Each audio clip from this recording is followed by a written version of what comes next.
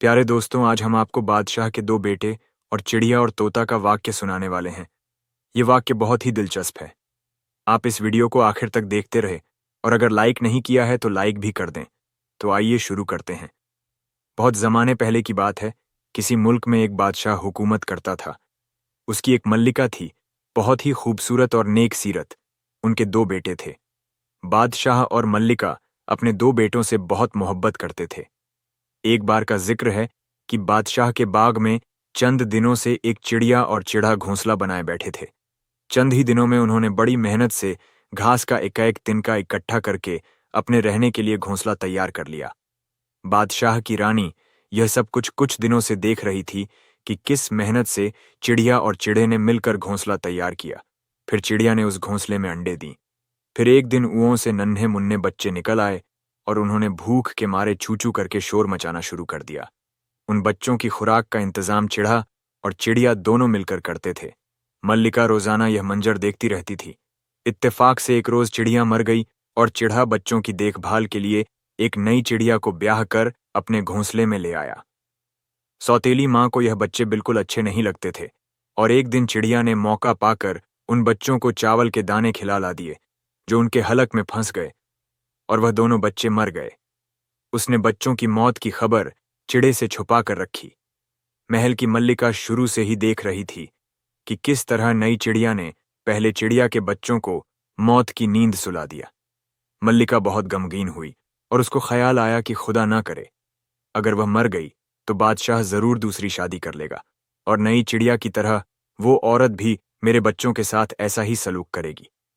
मल्लिका को चिड़िया के बच्चों के मरने का बहुत अफसोस था। एक रोज मल्लिका चादर ओढ़कर लेट गई। जब बादशाह वापस आया तो उसने मल्लिका से इस तरह लेटने की वजह पूछी। मल्लिका ने कहा, पूछो ना, पूछो। बादशाह सलामत ने कहा, मैं ना पूछूंगा तो कौन पूछेगा? मल्लिका ने कहा, बादशाह सलामत, पहले तो मुझसे वादा करो कि जो मैं तुमसे कहूंगी तुम मानोगे। बादशाह सलामत ने कहा, मैं तुमसे वादा करता हूं, तुम जो भी कहोगी मानूंगा। मल्लिका ने बादशाह सलामत से कहा, मेरे मरने के बाद तुम दूसरी शादी ना करना। बादशाह ने कहा, मल्लिका, आज तुम कैसी बातें कर रही हो?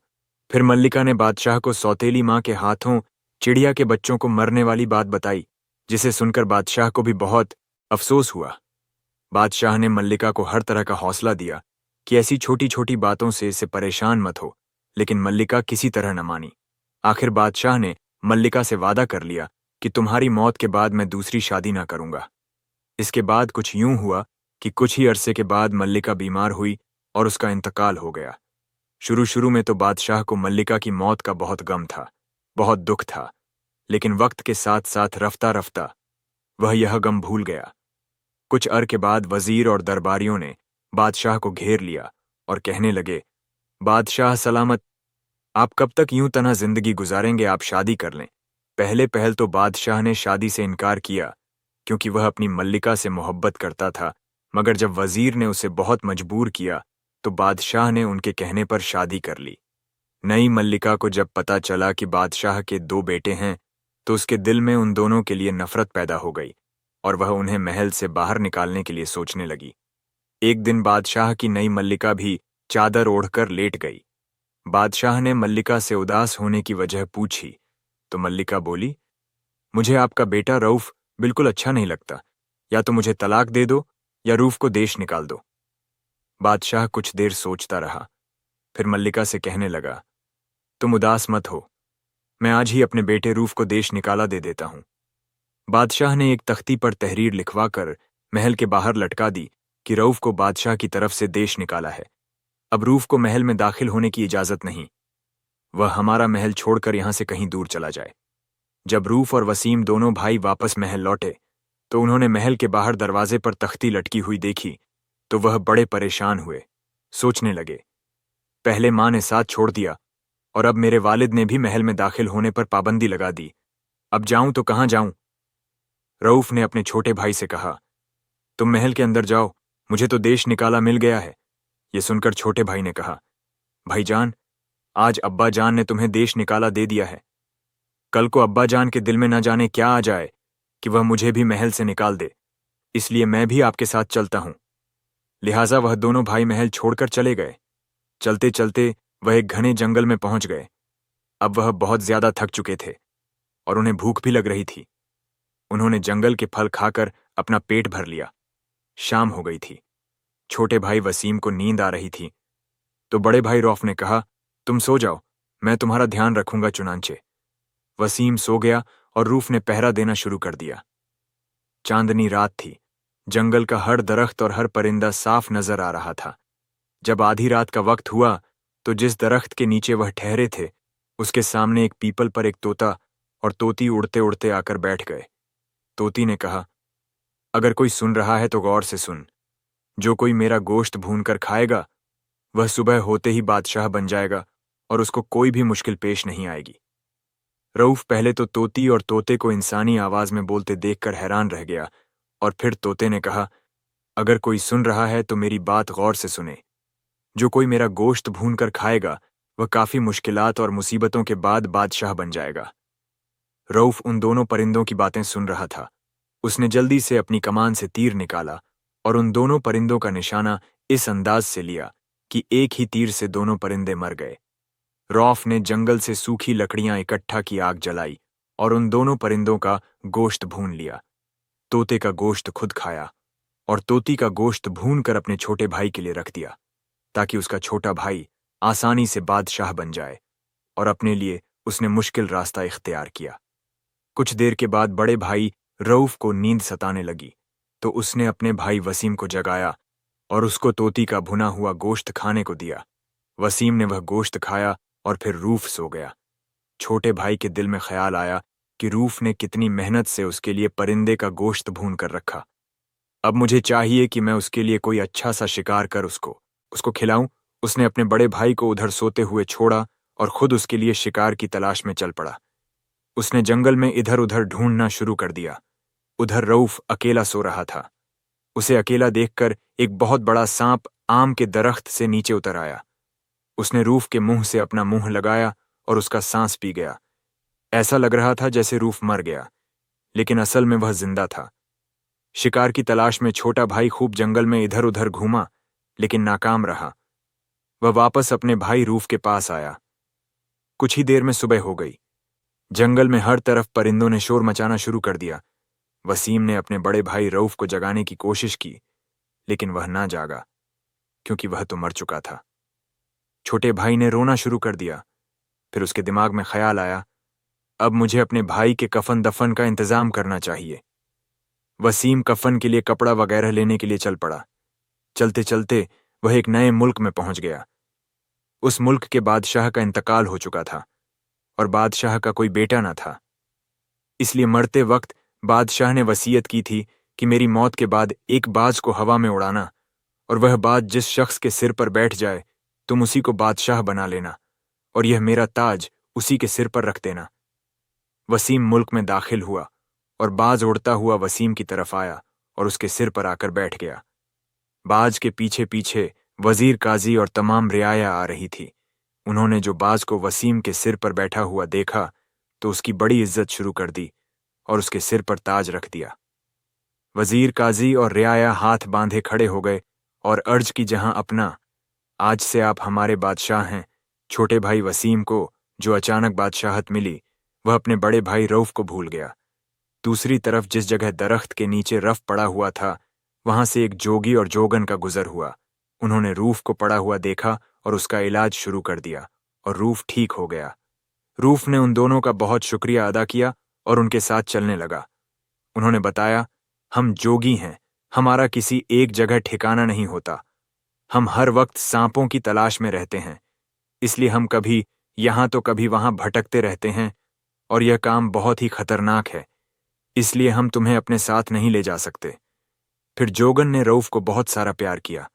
रूफ को अपने छोटे भाई का ख्याल आया तो उसने उसे तलाश करना शुरू कर दिया।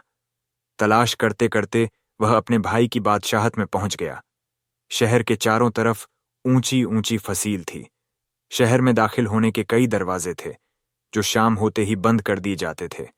उन दरवाजों पर चौकीदार पहरा दिया करते थे। शाम हो चुकी थी। रऊफ ने चौकीदार की बहुत मिन्नत की कि वह उसे अंदर जाने दे, मगर चौकीदार पर कोई असर न हुआ। चौकीदार ने रूफ से कहा, अब दरवाजे बंद हो चुके हैं। अब तुम्हें रात शहर से बाहर ही गुजारनी पड़ेगी। मैं तुम्हारी कोई मदद नहीं कर सकता, क्योंकि यह बादशाह का हुक्म है कि शाम होते ही शहर के तमाम दरवाजे बंद कर दिए जाएं और किसी भी इंसान को अंदर दाखिल करने के लिए दोबारा दरवाजा ना खोला जाए। दरअसल इस शहर पर हर रात एक शेर जंगल से आकर हमला करता था। वह शहर में घुसकर मर्दों, औरतों और बच्चों को मारकर खा जाता था। उस शेर ने कई लोगों को मौत के घाट उतार दिया था, इसलिए चौकीदार बादशाह के हुक्म पर उस शेर के डर से दरवाजा नहीं खोल रहा था। रऊफ दरवाजे के करीब ही लेट गया। कुछ देर में शेर नमूद हो गया। बहुत बहादुर, होशियार और हौसलेमंद इंसान था। रूफ के पास उस वक्त तलवार और दूसरे हथियार मौजूद थे। रूफ ने शेर का डटकर मुकाबला किया और शेर को मार डाला। चौकीदार शेर और रूफ की यह खौफनाक लड़ाई देख रहा था। जब शेर मर गया तो चौकीदार ने दरवाजा खोलकर रूफ को गिरफ्तार कर लिया और उसे जेल में डाल दिया और शेर को मारने का सेहरा अपने सिर पर बांध लिया। बादशाह ने खुश होकर चौकीदार को वजीर बना दिया। चौकीदार ने बहुत बड़ा कारनामा अंजाम दिया था, जो उसने शेर को मार डाला। वक्त गुजरता गया। एक दिन एक सौदागर अपने बाहरी जहाज पर जो सामान से भरा हुआ था, वसीम के मुल्क में दाखिल हुआ। सौदागर ने अपना तमाम सामान वहां फरोख्त कर दिया और उस मुल्क से नया सामान खरीदकर अपने जहाज में रख लिया। जब सौदागर ने दोबारा सफर का इरादा किया तो उसका बाहरी जहाज अपनी जगह से ना हिला। सौदागर ने बहुत कोशिश की, लेकिन नाकाम रहा। तब उसे एक बहुत ही बूढ़े आदमी ने बताया, जब तक आदमी का खून बाहरी जहाज को लगाकर समंदर में नहीं बहा दिया जाएगा, ये जहाज हरकत भी नहीं करेगा।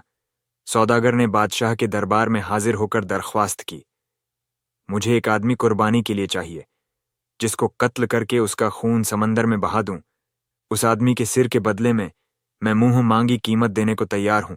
बादशाह ने कहा, मैं किसी के साथ यह जुल्म नहीं कर सकता, किसी की जान नहीं ले सकता। हाँ, अगर कोई खुद अपनी जान देने पर राजी हो तो मुझे कोई ऐतराज ना होगा।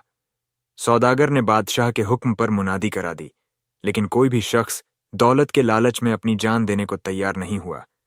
चौकीदार, जो अब वजीर बन चुका था, इस मौके से फायदा उठाकर रऊफ को मार डालने का इरादा कर चुका था, क्योंकि उसे डर था कि अगर रूफ जिंदा रहा तो किसी भी वक्त वह मुसीबत में फंस सकता है। इसीलिए क्यों न रऊफ को सौदागर के हवाले कर दिया जाए। उसने चौकीदार को बहुत सा इनामो इकराम दिया। सौदागर छुरी तेज करने लगा। रूफ ने सौदागर से पूछा, तुम छुरी क्यों तेज कर रहे हो? सौदागर ने जवाब दिया, मैं तुम्हें ज़िबाह करने के लिए छुरी तेज कर रहा हूं, ताकि मेरा बाहरी जहाज जो समंदर में फंस चुका है, उसे कुर्बानी की जरूरत है, जिससे वह दोबारा फिर से चल पड़ेगा। मुझे किसी सयाने ने बताया है कि जब तक मैं एक आदमी का लहू बाहरी जहाज को लगाकर समंदर में ना बहाऊं, मेरा बाहरी जहाज नहीं चलेगा। अगर तुम किसी और तरीके से बाहरी जहाज चला दो तो मैं तुम्हें कत्ल नहीं करूंगा। रऊफ ने सौदागर से कहा, तुम फिक्र ना करो, मैं अभी तुम्हारा बाहरी जहाज चला ही देता हूं। रूफ अक्लमंद तो था ही, उसने ठोक पीट करके जहाज ठीक कर दिया। सौदागर बहुत खुश हुआ। उसने रूफ को कत्ल न किया, बल्कि अपने साथ रख लिया। जहाज जब दूसरे मुल्क के साहिल पर उतरा तो सौदागर और रूफ ने मिलकर तिजार सामान फरोख्त किया। एक रोज उस मुल्क के बादशाह की लड़की और उसकी सहेलियां कपड़ा खरीदने के लिए सौदागर के पास आईं। जब शहजादी की नजर रूफ पर पड़ी तो वह दिलो-जान से उस खूबसूरत लड़के पर आशिक हो गई। शहजादी ने कहा, तुम मुझे पसंद हो और मैं तुमसे शादी करना चाहती हूं। क्या तुम मुझसे शादी करोगे? रऊफ ने उसे हां कर दी। शहजादी ने जाकर अपने बाप बादशाह को रऊफ के बारे में बताया कि वह बहुत खूबसूरत है और वह उससे शादी करना चाहती है। बादशाह ने अपने सिपाहियों को हुक्म दिया कि सौदागर और उस लड़के को महल में पेश किया जाए। अगले ही रोज सौदागर रूफ को लेकर बादशाह के दरबार में हाजिर हुआ। बादशाह को भी रूफ बहुत पसंद आया। यूं रूफ की शादी शहजादी से हो गई। सौदागर का तमाम तिजारी सामान भी फरोख्त हो चुका था। अब सौदागर ने वहां से वापस वसीम के मुल्क का रुख किया। सौदागर और रूफ ने वापसी पर अपने मुल्क जाने के लिए बादशाह से इजाजत मांगी। शहजादी भी इस सफर पर जाने के लिए रजामंद हो गई। सौदागर का बाहरी जहाज बढ़ गया और वह बहुत अमीर हो गया, मगर लालच ने सौदागर को अंधा कर दिया था। उसकी नीयत बदल गई। उसने रौफ से लगातार 2 दिन तक बाहरी जहाज चलवा। तीसरे दिन बाहरी जहाज सौदागर ने खुद चलाना शुरू कर दिया। रूफ बेचारा जहाज चला चला कर थक चुका था, जिसकी वजह से बिस्तर पर लेटते ही वह कबाब खरगोश के मजे लूटने लगा, यानी गहरी नींद सो गया। सौदागर ने मौका गनीमत जानकर रूफ को उठाकर समंदर में फेंक दिया, मगर समंदर के पानी में गिरते ही रूफ को लकड़ी का एक बहुत बड़ा तख्ता मिल गया। रूफ ने उसे मजबूती से पकड़ लिया, जिसके सहारे वह बहता हुआ साहिल समंदर के किनारे जा लगा। रूफ कई रोज का भूखा प्यासा भी था। समंदर के किनारे पर एक धोबी और धोबन कपड़े धोने में मसरूफ थे। जब उन्होंने रूफ को समंदर के किनारे पर बेहोश पाया तो वह उसे वहां से उठाकर अपने घर ले गए। कुछ देर के बाद रूफ को होश आ गया। धोबी और धोबन ने उसे गर्म गर्म दूध पिलाया, ताजा फल खिलाया तो रूफ बिल्कुल ठीक हो गया। धोबी के यहाँ कोई औलाद न थी, इसलिए उन्होंने रूफ को अपना बेटा बना लिया और उसे अपने घर में रख लिया। उधर जब सौदागर को यकीन हो गया कि रूफ समंदर में डूबकर मर चुका है तो उसने बाहरी जहाज के अंदर जाकर शहजादी को इस बारे में बताया। शहजादी ने रोना धोना शुरू कर दिया। सौदागर ने कहा, जो होना था वह हो चुका, अब आंसू बहाकर क्या करोगी? ऐसा करो, तुम मुझसे शादी कर लो।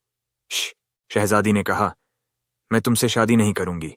तुम मेरे शहजादे के कातिल हो, जरूर तुमने उसे समंदर में गिराया होगा। अपने शहजादे के कातिल से मैं कैसे शादी कर सकती हूं? भला यह कैसे मुमकिन है? सौदागर ने शहजादी को शादी करने के लिए रजामंद करने की बहुत कोशिश की, लेकिन शहजादी की जुबान पर इनकार के सिवा कुछ न था। शहजादी अपने शहजादे को सफर के दौरान याद करके रो रही थी। उधर जब रऊफ को पता चला कि एक बाहरी जहाज उधर से गुजरा है तो उसने धोबन को बाहरी जहाज के मालिक सौदागर के पास भेजा ताकि कपड़े धोने के बहाने वह सौदागर के यहाँ कुछ वक्त रहे। इस तरह उसे शहजादी के बारे में पता चल सकेगा। धोबन सौदागर के बाहरी जहाज में चली गई और धोने के लिए उनसे कपड़े मांगे। सौदागर ने धो को अपने पुराने कपड़े दे दिए। फिर सौदागर धोबन को शहजादी के पास ले गया ताकि शहजादी की तबीयत भी बहल जाए। सौदागर ने कहा, नए कपड़े पहन लो और पुराने कपड़े उतार कर धोबन को दे दो। धोबन ने तन्हाई में शहजादी को बताया, तुम परेशान मत हो, मुझे मालूम है तुम क्यों परेशान हो। तुम्हारा शहजादा मेरे घर में मौजूद है, वह बिल्कुल ठीक और तंदुरुस्त है। उसका नाम रऊफ है। शहजादी ने जब उसका नाम सुना तो वह बहुत खुश हुई और अल्लाह का शुक्र अदा करने लगी। धोबन ने कहा, रऊफ ने ही मुझे तुम्हारे बारे में जानने के लिए इस बाहरी जहाज में भेजा है। धोबन ने शहजादी को एक तरकीब बताई। आज जब सौदागर तुमसे शादी करने के लिए कहे तो उससे कह देना कि तुम उससे एक शर्त पर शादी करोगी। अगर तुम मुझे रऊफ और वसीम की कहानी सुनाओ तो मैं तुमसे शादी करूंगी। शहजादी धोबन की बातों से बेहद खुश थी। फिर धोबन ने कहा, बेटी, अब मैं वापस अपने घर चलती हूं। शहजादी ने कहा, अम्मा जी, मैं जरूर आपके मशवरे पर अमल करूंगी। धोबन शहजादी के पुराने कपड़े उठाए और वापस अपने घर जाकर रऊफ को सब कुछ बता दिया कि किस तरह सौदागर शहजादी को हर रोज शादी के लिए मजबूर कर रहा है। अगले रोज जब सौदागर ने फिर शहजादी से शादी करने के लिए कहा तो शहज़द बोली, मैं सब कुछ भूलकर तुमसे शादी कर लूंगी, मगर इसके लिए मेरी एक शर्त है। सौदागर ने कहा, मुझे तुम्हारी हर शर्त मंजूर है। शहजादी ने कहा, मेरी शर्त यह है कि तुम मुझे रऊफ और वसीम की कहानी सुनाओ। सौदागर ने कहा, यह कहानी तो मुझे नहीं आती, लेकिन मैं तुम्हें कहीं से सुनकर जरूर सुनाऊंगा। शहजादी ने कहा, यह कहानी तुम खुद सुनाओ या कोई आदमी सुना दे, मुझे तो बस यही कहानी सुननी है। फिर सौदागर उस कहानी की तलाश में कई बड़े बूढ़े लोगों से मिला, लेकिन यह कहानी किसी को भी नहीं आती थी। एक रोज एक सौदागर बादशाह से मिलने गया। बातों ही बातों में उसने यह जिक्र कर दिया कि मेरी बीवी रऊफ और वसीम की कहानी सुनना चाहती है, जिसके बारे में मैं बहुत फिक्रमंद हूं। वह बहुत उदास रहती है और मुझे हर रोज यही कहती है कि मुझे रऊफ और वसीम की कहानी सुनाओ। जब बादशाह ने यह सुना तो उसे अपना वह बड़ा भाई याद आ गया जो उसके ख्याल से मर चुका था। बादशाह को भी रऊफ और वसीम की कहानी सुनने का शौक पैदा हो गया। बादशाह ने पूरे मुल्क में गांव-गांव, शहर-शहर में मुनादी करा दी कि जो कोई भी रऊफ और वसीम की कहानी बादशाह के दरबार में आकर सुनाएगा, उसको मुंह मांगा इनाम दिया जाएगा। लेकिन यह कहानी सिर्फ रऊफ और वसीम के सिवा किसी और को मालूम नहीं थी। अगले दिन रऊफ ने अपनी मुंह बोली मां धोबन को वसीम के दरबार में भेजा। धोबन बादशाह के दरबार में हाजिर हुई और बोली, बादशाह सलामत, मेरी बेटी रऊफ और वसीम की कहानी सुना सकती है। अगर आप चाहे तो मैं उसे यहाँ ला सकती हूँ। बादशाह ये सुनकर बहुत खुश हुआ। उसने धोबन से कहा, अम्मा जी, हमारी तरफ से तुम्हारी बेटी को इजाजत है। वह कल दरबार में हाजिर होकर का सुना दे। हम ये कहानी जरूर सुनेंगे। उसके बाद बादशाह ने फिर जगह जगह मुनादी करा दी कि जो कोई भी रऊफ और वसीम की कहानी सुनने का ख्वाहिशमंद है, वह कल सुबह शाही दरबार में हाजिर हो जाए। बादशाह वसीम ने वह रात बेचैनी से गुजारी। अगले रोज बादशाह और चौकीदार, जो अब उसका वजीर था, सब दरबार में हाजिर हुए।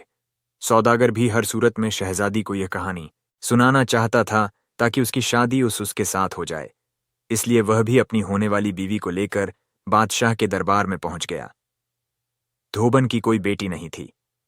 रऊफ ने औरतों वाला लिबास पहना और बुर्का ओढ़कर बादशाह के दरबार में हाजिर हो गया। कहानी शुरू करने से पहले धोबन के बेटे यानी रूफ ने बादशाह से कहा, यह मैं अपनी कहानी सुनाने से पहले एक शर्त रखती हूं।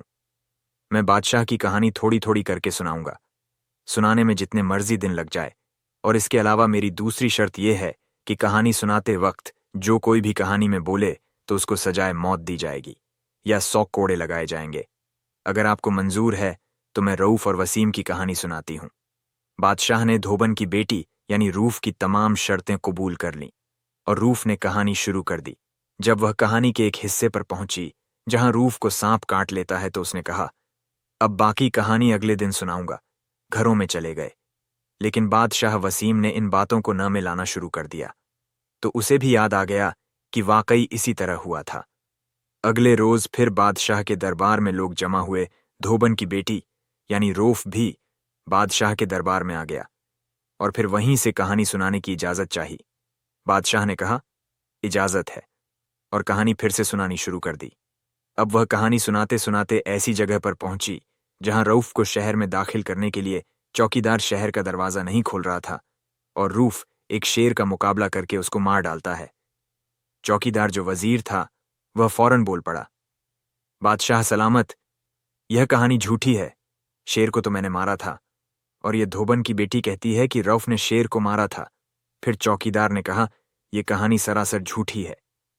अब चौकीदार कहानी सुनते ही बोल पड़ा। इसलिए बादशाह ने हुक्म दिया कि चौकीदार यानी उसके वजीर को गिरफ्तार कर लिया जाए और उसे 100 कोड़े लगाए गए। कोड़े पड़ने से वह मान गया कि रऊफ ने ही शेर को मारा था और मैंने उसको भी गिरफ्तार करके कैद में डाल दिया था। तो धोबन की बेटी यानी रऊफ ने कहा, अब बाकी की कहानी मैं आपको कल सुनाऊंगा। अगले रोज फिर बादशाह के दरबार में लोग जमा हो गए और धोबन की बेटी यानी रूफ ने बादशाह की इजाजत से कहानी सुनानी शुरू कर दी। जब इस हिस्से पर पहुंची जहां सौदागर रूफ को समंदर में फेंक देता है और रूफ की बीवी को अपने साथ शादी के लिए मजबूर करता है, तो सौदागर ने कांपना शुरू कर दिया और जल्दी से बोला, बादशाह सलामत, यह बिल्कुल झूठ है। मैंने रूफ को समंदर में नहीं फेंका था। बादशाह ने सिपाहियों को हुक्म दिया और सौदागर को गिरफ्तार कर लिया गया। उसको 100 कोड़े लगाए गए। सौदागर कोड़े पड़ने पर मान गया कि उसने ही रूफ को समंदर में फेंका था और यह औरत जो मेरे साथ कहानी सुनने आई है, यह दरअसल रूफ की बीवी है। उस औरत ने भी जो सौदागर कहानी सुनने के लिए आई थी, अपना नकाब उठाकर कहा कि मैं ही राफ की बीवी हूं। बादशाह ने धोबन की बेटी यानी रूफ से मुखातिब होकर कहा, तुम बताओ कि अब तुम कौन हो और तुम्हें यह सच्ची कहानी कैसे मालूम है? क्योंकि छोटे भाई को तो यही लग रहा था कि उसका बड़ा भाई सांप के काटने से मर चुका है। धोबन की बेटी यानी रऊफ ने जब बुर्का उठाया तो सब लोग यह देखकर हैरान रह गए कि वह तो एक खूबसूरत नौजवान लड़का था। उसने कहा, मैं रूफ हूं। बादशाह ने सौदागर से शहजादी लेकर रूफ के हवाले की और सौदागर को कैद में डालने का हुक्म दे दिया। फिर बादशाह ने तमाम लोगों को बताया कि मैं वसीम हूं। बादशाह वसीम और रऊफ दोनों भाई एक दूसरे के गले लगकर मिले और वह एक अरसे के बाद मिले थे, इसलिए उनकी आंखों में खुशी के आंसू थे। बादशाह वसीम ने अपने भाई रूफ और उसकी बीवी को अपने महल में रहने के लिए जगह दे दी। कुछ ही दिनों बाद जोगी और जोगन रूफ और वसीम के पास महल में आ गए।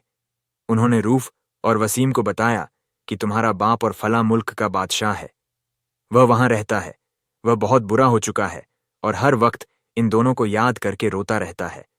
जब रूफ और वसीम को अपने बाप के बारे में पता चला तो वह बहुत खुश हुए।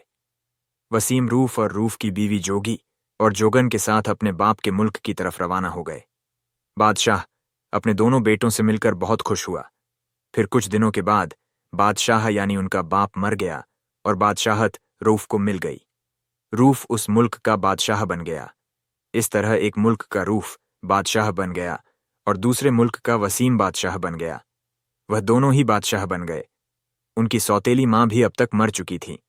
वह दोनों हंसी खुशी अपने अपने मुल्क में बादशाहत करने